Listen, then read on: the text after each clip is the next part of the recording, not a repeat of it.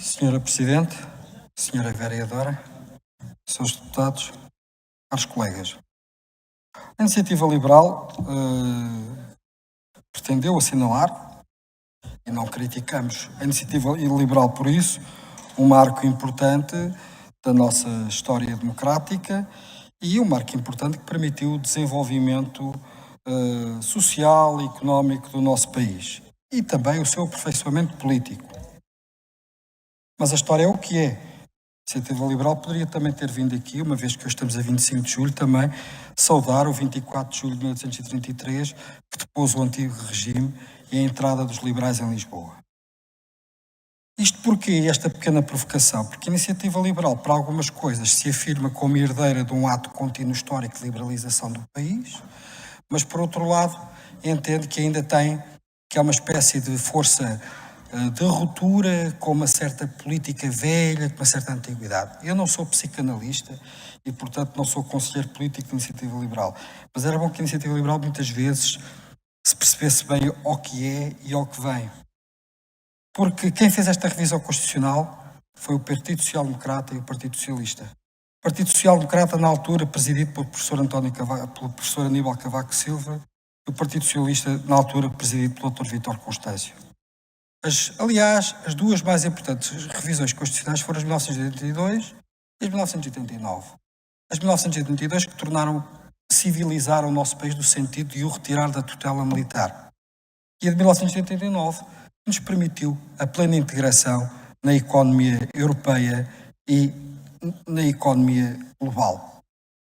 E, portanto, é um marco histórico, é importante saudar, dizemos que sim, mas apenas para reforçar, muitas das pessoas que intervieram neste debate, na altura, recordamos da doutora Assunção Esteves, do doutor António Vitorino, eméritos coordenadores de cada partido, o fizeram sempre colocando os interesses do país à frente dos interesses partidários. E uma coisa é certa, é óbvio que cada um deles estabelecia e trazia para as negociações a sua própria visão e os seus próprios objetivos partidários. Mas é aquilo que as forças políticas emergentes e recentes na vida política portuguesa têm de começar a fazer mais e melhor.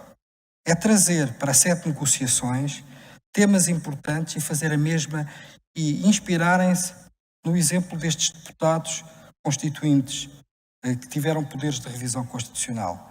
Porque ainda tenho idade suficiente para me lembrar de que muitos destes debates eram, aliás, acompanhados depois já na televisão, em comissão, se estudava artigo a artigo, capítulo a capítulo, se fazia esse trabalho aprimorado, que isto foi precedido de um acordo global assinado pelos líderes de ambos os partidos, um acordo formal, oficializado, e que depois os deputados, todos eles, aliás, houve muitos deputados individualmente considerados, porque esse é um poder de cada deputado, é o poder de apresentar propostas de revisão constitucional, de terem apresentado, muitas delas, algumas ideias, algumas propostas que vieram a ser acolhidas no texto final.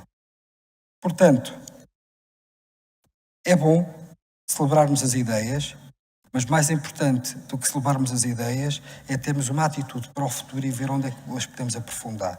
Quanto à polémica sobre o sistema eleitoral, eu quero aqui dizer o seguinte, este não é o fórum, obviamente, para discutirmos isso, mas eu reputo completamente falso a ideia de que existem votos desperdiçados. O voto de cada cidadão nunca é desperdiçado. Não há votos desperdiçados. Não há votos desperdiçados. Existem sistemas eleitorais, uns que privilegiam mais a governabilidade, outros que privilegiam mais a representação proporcional. Uns que privilegiam mais a obtenção de maiorias, como por exemplo o caso da Grécia ou da Itália, que atribuem até bónus superlativos a quem ganha as eleições. Outros que, por exemplo, são mais amigos da representação uninominal de cada deputado, como é o caso do Reino Unido. No sistema democrático ocidental e em qualquer democracia, este discurso contra e sobre a alegado desperdício de votos é um discurso que mina a própria democracia. E peço muita desculpa, podemos estar em completo desacordo sobre o sistema eleitoral que temos. Um partido político pode querer agora um sistema britânico. E muita gente diz, eu quero eleger o meu deputado. Olha, sinceramente, muitos casos deles, conhecem alguns, não perceber porquê. Outros poderiam dizer, eu quero ter maiorias que possam funcionar. Outros querem dizer que, é fixe, vamos ter todos um parlamento com 10, 15, 20, 25 partidos, um parlamento à polaca, nos anos a seguir à queda do muro. Mas isso são divergências sobre para que é que serve o sistema eleitoral e para que é que serve a conversão de votos em mandatos. São divergências. Agora, não digam em democracia nunca que há votos desperdiçados. Não há voto desperdiçado nunca nenhum em democracia. Não há voto desperdiçado e manifesto-me completamente contra essa questão.